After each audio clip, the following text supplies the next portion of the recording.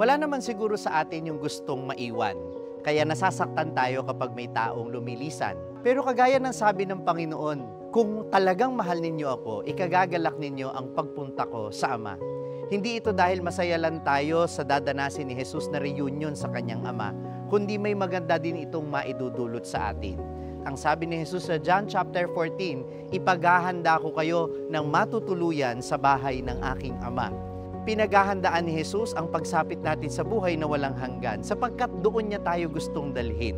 Pangalawa, umalis si Jesus upang ipakita na pinagtitiwalaan niya ang kanyang mga alagad.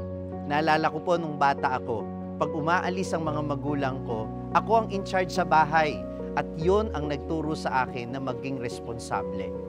Ganon din ang Panginoon. Umalis siya upang lumalim ang sense of responsibility sa kanyang mga alagad. Kaya naman inaalala ko rin sa pagninilay na ito, ang mga kababayan nating OFW, at marami sa kanila nagsasakripisyo ng pangungulila, maibigay lamang ang pangangailangan ng pamilya. Kaya sana yung mga naiwan, matuto rin na maging responsable, nang sa gayon, hindi masayang ang kanilang mga pinagsusumikapan. Umunlad tayo sa ating pagkatao sapagkat may karunungan sa paglisan.